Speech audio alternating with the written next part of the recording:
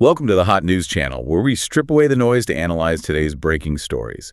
It is February 15th, 2026. And today is a day that, well, if history books are ever written honestly again, this will likely be marked as the moment the dam finally broke. We have to start with the hook, because the information that's coming out now from the Department of Justice's latest release of the unredacted Epstein files, it isn't just a smoking gun. No, it's a mushroom cloud. We're looking at one specific email, dated January 6, 2003. The sender is Ed Epstein. The recipient, Ghislaine Maxwell. And the subject line, what was the subject line? The subject line is Shadow Commission Invitation. I'm going to read this exactly as it appears in the files. This is from the analysis by the Young Turks. The email asks Ghislaine Maxwell if she has, and I'm quoting, any interest in being on the Shadow Commission on 9/11, end quote. Wow. It then goes on to note that the membership list is, quote, secret at Epstein. Okay, let's just pause there. Let's just let the listener sit with that for a second. We're talking about 2003. Right. The official 9/11 Commission was, what, barely getting its legs under it. It was dealing with obstruction at every single turn. And right here we have email evidence of a shadow commission. A parallel structure. And who is being invited to the table. Not a general, not a counterterrorism expert. Ghislaine Maxwell, the daughter of a suspected super spy, the partner of a known sex trafficker. This isn't some social club they're putting together. No. This is the actual architecture of the deep state laid bare for everyone to see. It just changes everything we thought we knew or were told to think about the function of Jeffrey Epstein. For decades, the mainstream narrative has just been that Epstein was this, pervert who got rich somehow and liked to hang out with powerful people. Right, a hanger-on, a facilitator of bad behavior. But this email, this Rosetta Stone, which is what some people are calling it, it suggests he wasn't just a host. He was a hub, a central hub for a parallel government structure. Exactly. You do not invite a socialite, even a well-connected one, to a shadow commission on 9/11 unless that person is an operative. An asset. An asset. This is that great noticing we've been talking about on the show. Today, February 15th, 2026, we are finally piecing together a history that has been actively suppressed for 60 years. It's not just about trafficking, is it? It never was. That was just the tool. It's about the privatization of national security, of intelligence, and most importantly, the privatization of narrative control over global events. And that is our mission for this deep dive.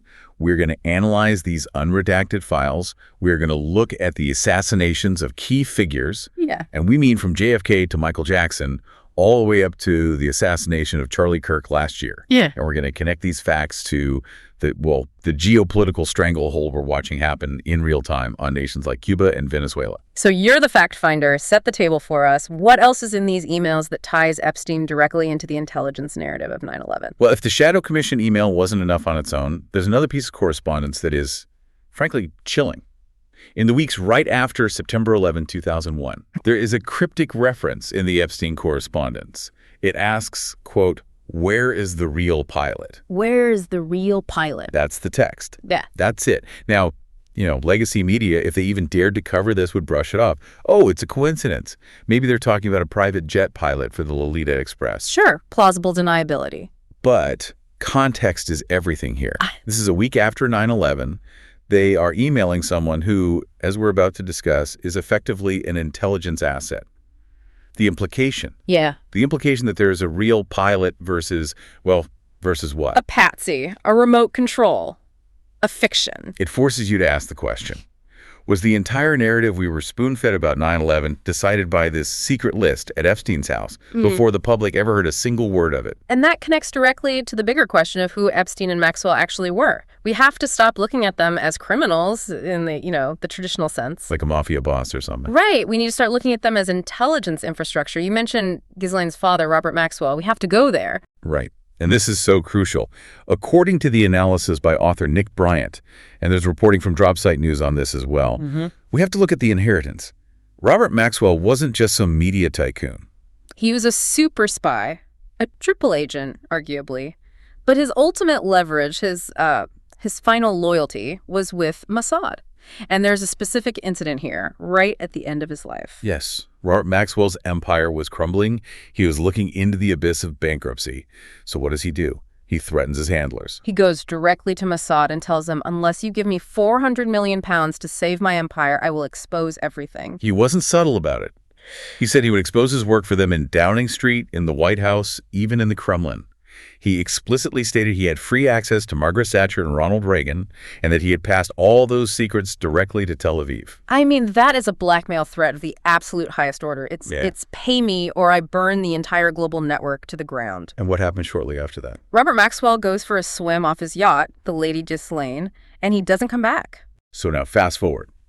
When her father dies, Ghislaine doesn't just inherit his debts, which were massive. No, she inherits his contact list. She inherits the portfolio, the entire blackmail operation. Which brings us directly to Epstein. The argument here, the one the files seem to support, is that Epstein wasn't the mastermind. He was, as one source put it, the paw of the Hydra. He inherited Robert Maxwell's intelligence operation through Ghislaine. She was the blue blood connection. He was the American operator. And the proof is right there in the flight logs, the visitor lists. We now have confirmation from the unredacted files that an Israeli spy, a man named Yoni Koren, didn't just visit Epstein's New York apartment. He stayed there. For weeks at a time. And you have to understand, this isn't a social call. You don't have active foreign intelligence agents bunking at your house for weeks on end unless your house is a safe house. It's that simple. And yet, when Dropsite News went to Capitol Hill with this, Julian Andreon literally walking up to members of the House Intelligence Committee, people with the highest security clearances, with this specific information. What did they get? Feigned ignorance. Total stonewalling. Oh, I haven't read that. I'm not following that story. It seems superficial. These are people whose entire job is to know about foreign intelligence operations on U.S. soil, claiming they don't know that the most notorious blackmailer in modern history was housing foreign spies. It's not credible. It is an active cover-up happening in real time. It's damage control. And that, right there, establishes the baseline for everything else we're going to talk about today. Epstein and Maxwell were running a blackmail operation, not just for money or for kicks, but for intelligence purposes.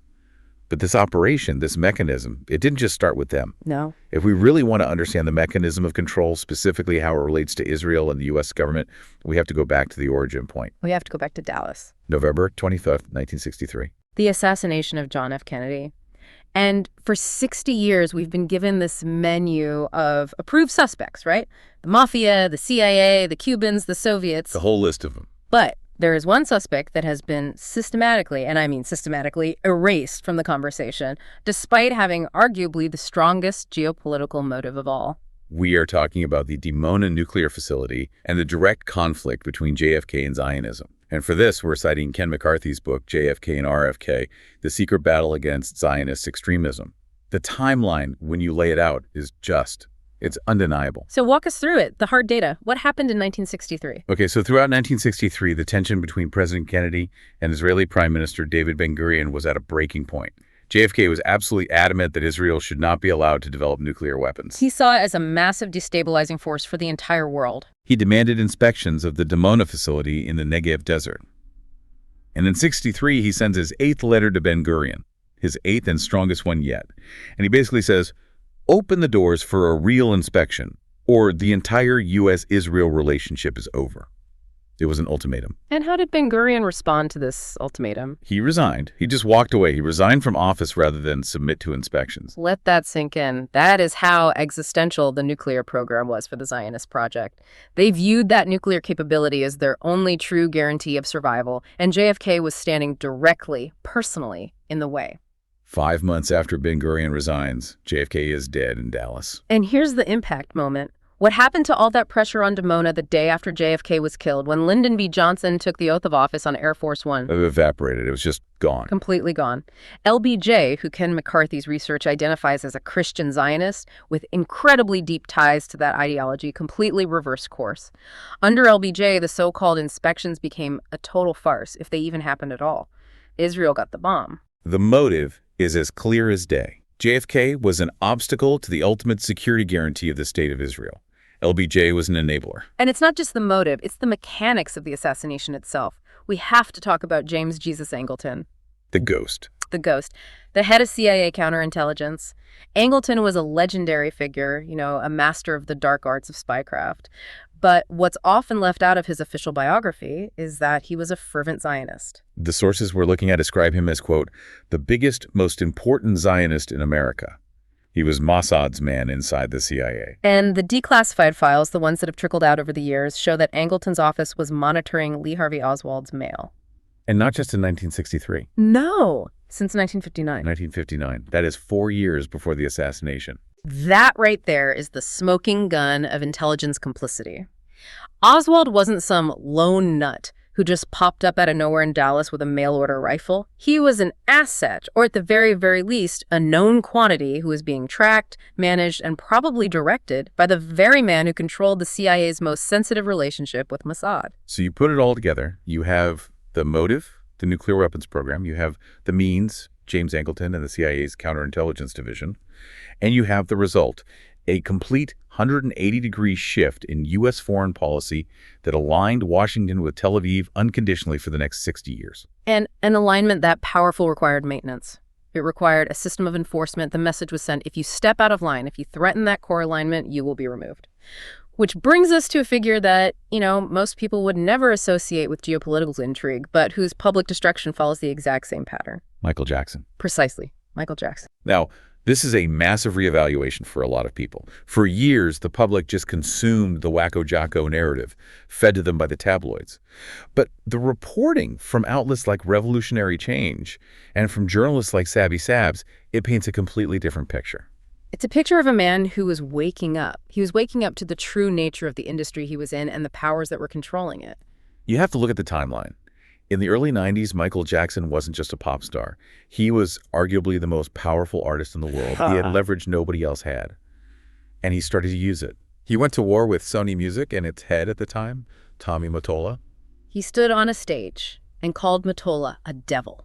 He accused the entire industry of being racist and systematically exploiting black artists.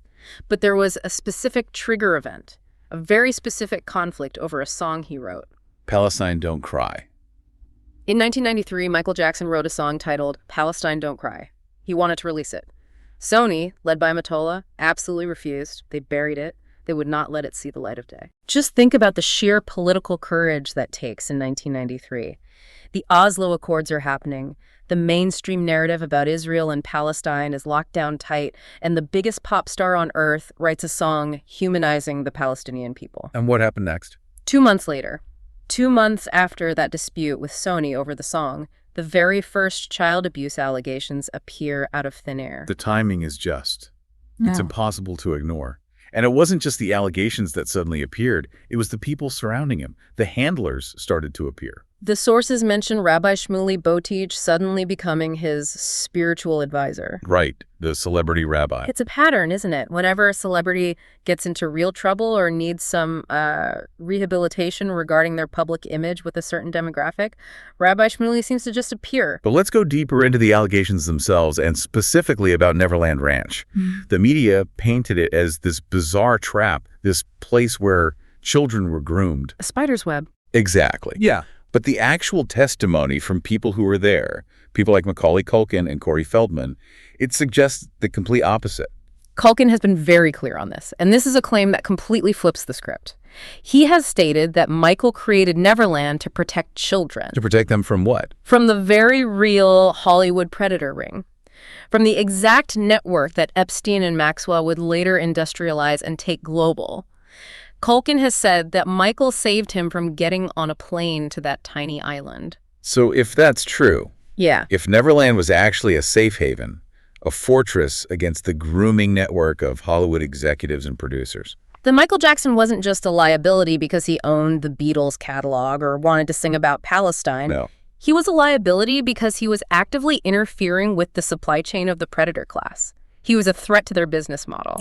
And they destroyed him for it. They methodically stripped away his reputation. They drained his finances through endless legal battles. And eventually, just as he himself predicted, they took his life. That final phone call, it's just haunting. The night before he died, he's on the phone with a friend and he says, "They're going to kill me." He knew. He knew. And he specifically said they would frame him for a drug overdose. He said, they're going to say, "I overdosed." And then what do we get? Propofol, a bizarre anesthetic overdose. It's the same signature. It's the same system correction that we saw with JFK. A powerful, beloved figure goes off script, they threaten the core interests of the cabal, and they are neutralized.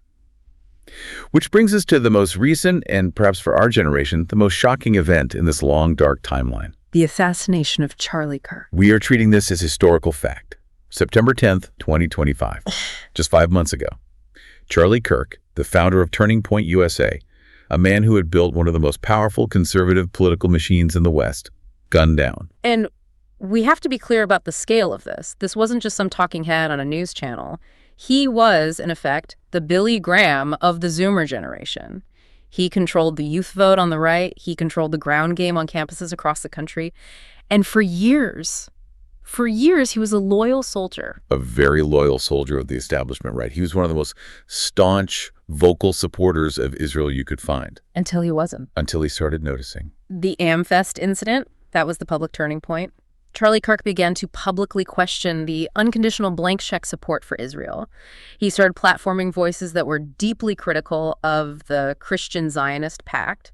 He was breaking the conditioning of his own followers, live on stage. And you cannot allow the person who holds the keys to the entire Christian Zionist voting bloc to turn that key against the machine.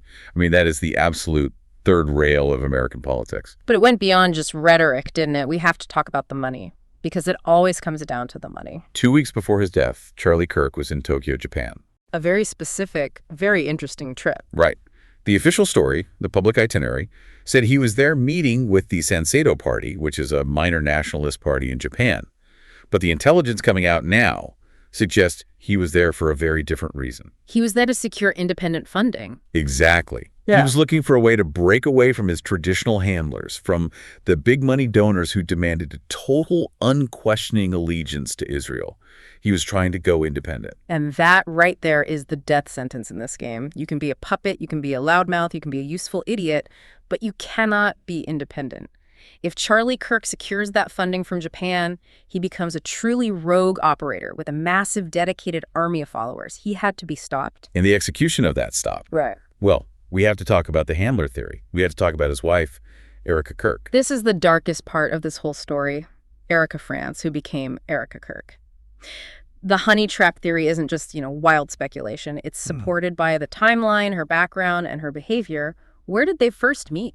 In Israel. Of course. A chance meeting in Israel. He's a rising political star. He's overworked. He's probably isolated at the top. And suddenly she appears. She's beautiful. She's supportive.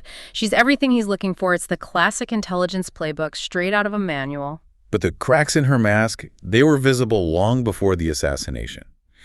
We have the allegations that have since been verified by Candace Owens, who has been a warrior on this front.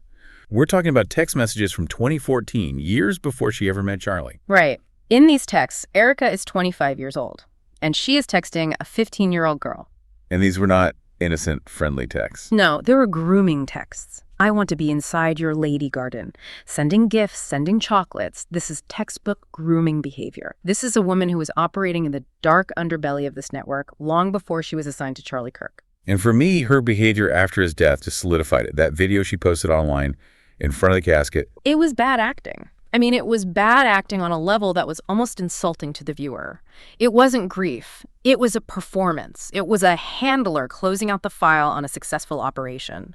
Charlie Kirk was assassinated because he woke up, he tried to leave the reservation, and the system corrected itself violently. And it connects right back to what we started with in the Epstein files. Mm-hmm. It's a blackmail ring, yes, but it's a component of a much larger control grid. If they can't blackmail you into compliance, they isolate you. If they can't isolate you, they kill you. And the depravity they use to generate that blackmail, it is so much worse than we imagine. But we have to go into the codes now. For years, Pizzagate was mocked and dismissed as this hysterical, fringe conspiracy theory. But the unredacted files are, piece by piece, validating the decoding that people were doing back then. According to the reporting from Liz Crocken, and also from Representative Lauren Boebert, who's claimed to have seen the fully unredacted files, the terminology is explicit and it is recurring. You see this recurrence of food terms in contexts that are physically impossible or just make no sense.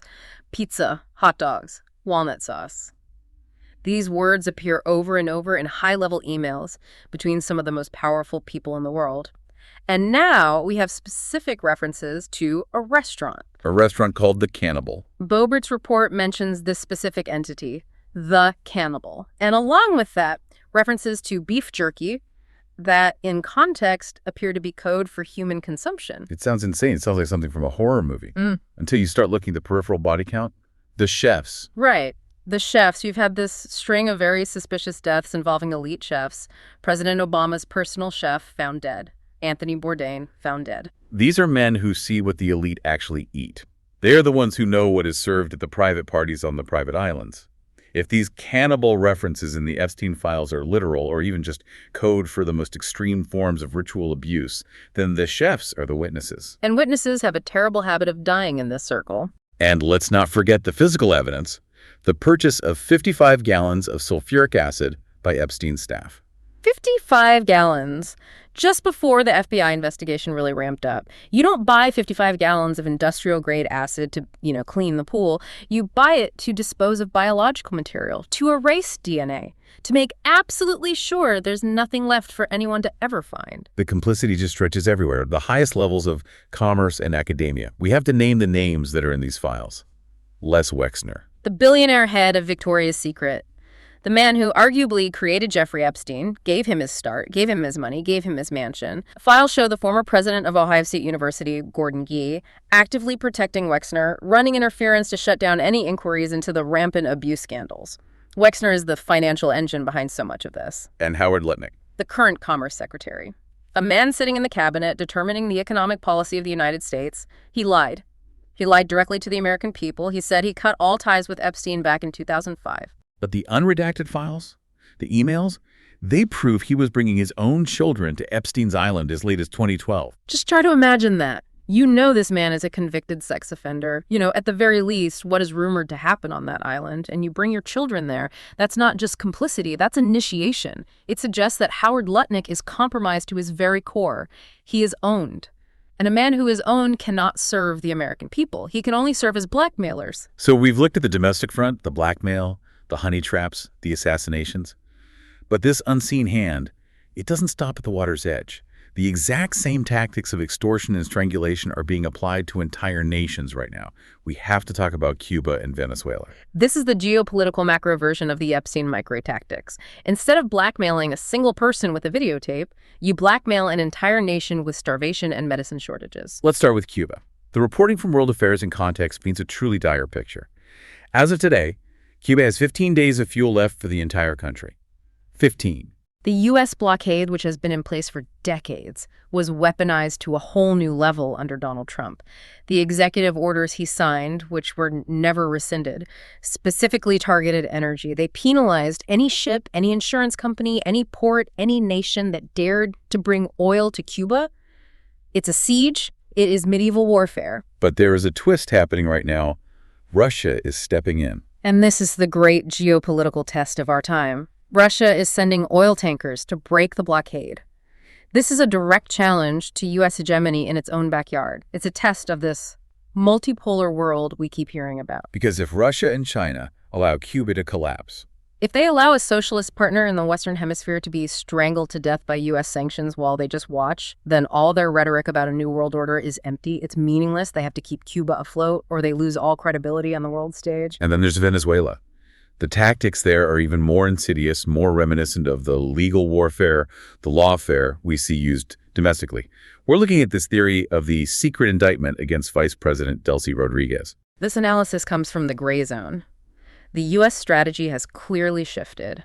They tried military coups against Maduro, and they failed. They tried installing a puppet president, and that failed. So now they are trying to pick off his lieutenants one by one.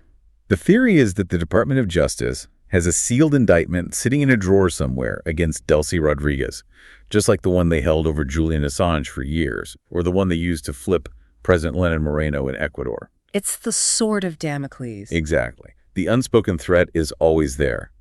Do what we say, betray your boss, hand over your country's oil rights to Chevron, or we unseal this indictment, we extradite you, and you will die in a supermax prison. It is state-level extortion. And the ultimate irony, as the gray zone points out, is that the crimes Venezuela is being accused of are simply trying to sell their own oil on the open market. The sanctions are the original crime. The U.S. unilaterally declares You are not allowed to sell your oil. So Venezuela creates what's called the ghost fleet of tankers to bypass these illegal sanctions so their people don't starve to death. And the U.S. then turns around and indicts them for money laundering and sanctions evasion. It's a perfect circular trap. It's like you punch someone in the face, and when they raise their arm to block the next punch, you arrest them for resisting assault. So we have the domestic blackmail ring, Epstein, Maxwell, the shadow commissions. We have the assassinations, JFK, Michael Jackson, Charlie Kirk, to remove anyone who gets in the way. And we have the international extortion, ring sanctions, blockades, secret indictments. It's all one system. It's the Gusano industrial complex meeting the intelligence industrial complex. It is a unified global structure of power that relies on secrecy, on fear, and on leverage. But, and this is the crucial pivot here at the end, something has changed. We call it the Great Noticing. The spell is breaking. You can feel it in the air. You can see it everywhere. The booing at the Olympics. That was such a pivotal moment. The Israeli athletes walked out into the stadium for the opening ceremony, and the place just erupted in boos. And NBC, the official broadcaster, tried to censor it. They muted the stadium audio. They cut away to a different camera. But they couldn't stop it. The clips from other countries' broadcasts circulated everywhere online. The world saw it. The narrative control is failing spectacularly. And the files themselves. The very fact that we are sitting here reading them, the fact that we are talking about shatter commissions on 9/11, and it's not being instantly dismissed as fringe, it's being analyzed as actual history. That's the shift. The empire's crumbling because the one thing an empire cannot survive is the total loss of legitimacy. When you, the average person, see Howard Lutnick lying about taking his kids to Pedophile Island and facing zero consequences, while a journalist gets arrested for asking a tough question, you realize the rule of law is a myth. It's a two-tiered justice system. There's total immunity for the country club elites, as Ken McCarthy calls them, and total destruction for anyone who notices or speaks out. But the noticing is accelerating. Charlie Kirk's death didn't silence the America First movement. It did the opposite. It radicalized it. It made millions of his followers realize the real enemy wasn't just the left. It was the handler class within their own ranks. The JFK assassination is being relitigated with new eyes. The Zionist influence is being named openly. The hidden hand is no longer hidden. It's being exposed by the sheer, breathtaking arrogance and incompetence of the very people who are wielding it. So what does this all mean? Pull it all together for us. What is the final shape of this? It means we're in the most dangerous moment of all. The unseen hand is being seen. And a power structure that is exposed is a power structure that becomes desperate and cornered. We saw what they did to JFK when he threatened the nuclear program. We saw what they did to Michael Jackson when he threatened the industry's secrets. We saw what they did to Charlie Kirk when he threatened the political consensus. They're capable of anything. Anything. But they are losing the one thing they need more than money or weapons: our consent, our belief in their legitimacy. That Shadow Commission email from January 6, 2003, it really all comes back to that, doesn't it? The secret desire to control the narrative of the biggest event of our century. And today, here in 2026, that control is just slipping through their fingers. They wanted a secret list at Epstein's house to decide reality for the rest of us. Well, the list isn't secret anymore. We see them. The files prove that intelligence agencies and foreign powers have been running a parallel government through blackmail and extortion for decades. And the assassinations from 1963 all the way to 2025 were not random acts of madness. They were system corrections to protect that parallel government. But the problem for them is you cannot correct the system when everyone knows how the system works. And that is the takeaway for this week. The system corrects itself with violence, but truth is the one thing it cannot assassinate. If you found this analysis valuable, hit the plus or follow button on your podcast app and give us a like. Subscribe to the Hot News channel for more deep dives. Until we meet again, goodbye.